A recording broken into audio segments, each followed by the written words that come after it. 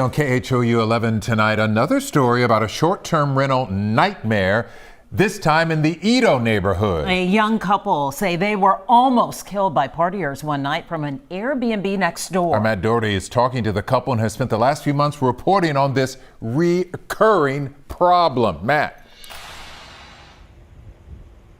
Yeah, this one is especially terrifying. The couple we met with says they were almost killed.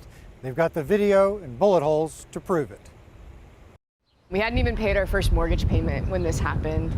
My first home that I've ever bought, so. The woman who lives in this East Houston townhome asks that we not show her face or share her name. We definitely could have been killed, and I'm lucky to be alive. As she tells us about a night in late February when she and her husband were asleep in their bed. That's my house in the background. She shows us this security video taken from a neighbor's home. The cars you see are coming from another townhouse in her complex that's a short-term rental. On this night, like many others, she says the guests hosted a big party, and this one ended in a fight. You can see him with the semi-automatic rifle. A gunfight. Caught in the middle of the shooting is the home of the young couple. That's their townhouse in the top left corner of the video.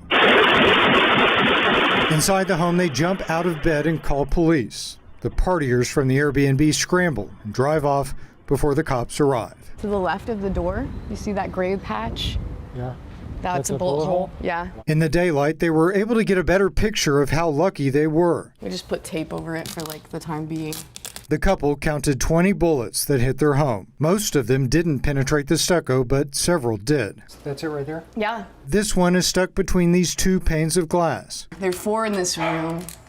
I know. It's really bad. In the kitchen, bullets went through the dishwasher and other appliances. There's one right here, and you can still see the hole and where it hit my air fryer. And in their bedroom, This one was the closest that came to hitting us. the couple's headboard used to be against the wall, but not anymore. We're looking at about $5,000 in damages in our home. For the past 2 months, the woman says she's been trying to get a response from Airbnb about the damages to their home. But within an hour, the woman says she got a call from the company's claims adjuster, who followed up with an email which reads in part, quote, "As I stated on a claim like this where the host is not the negligent party that caused the damages, there is typically no liability. We recommend that you reach out to your homeowner's carrier to file a claim for your damages.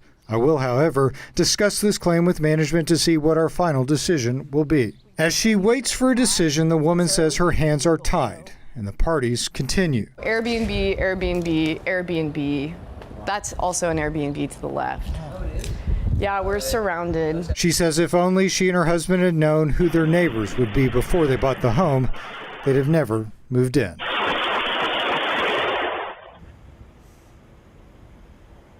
Now, Houston police say that they are still investigating this case. They have not made any arrests. They say if you have any information, to give them a call. Airbnb did not respond to our request for comment on this story. Back to you. That is beyond scary. It sounds like a war zone, just looking and listening. Matt Doherty with the update tonight. I'm glad the folks there are okay. Thank you.